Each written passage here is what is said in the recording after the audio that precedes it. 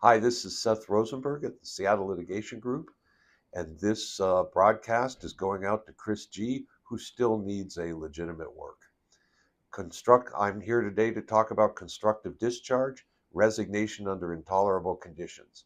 Sometimes it's easy to identify unlawful employment practices, such as discrimination on the basis of protected class like race or religion, retaliation for undertaking a protected activity like taking leave under the FMLA, or even wrongful termination, where an employer gives a false reason for terminating an employee.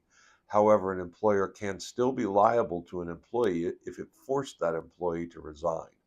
This legal doctrine is known as constructive discharge, and it is brought about when an employer tries to force out an employee while making it appear that it was the employee's decision. Constructive discharge is often the end result of some form of retaliation, frequently presented as the employee's only option, with the threat of termination looming if the employee does not comply. Constructive discharge has two requirements. First, the employer must take a deliberate action that makes working conditions so intolerable that a reasonable person would feel compelled to resign. This could include changing expectations so that the employee never seems to meet their goals, isolation from colleagues, exclusion from assignments that they normally would have taken on, and many other like activities.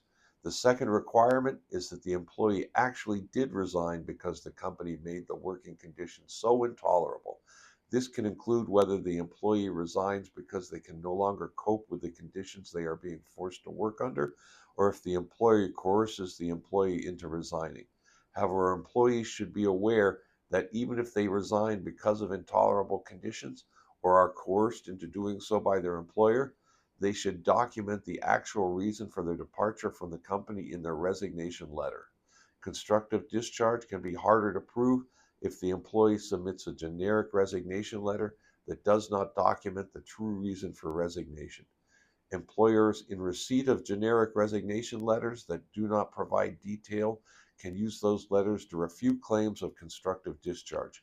Therefore, if an employee believes that they are being constructively discharged and prepares to resign, they should document exactly why they are resigning in detail when they prepare a resignation letter.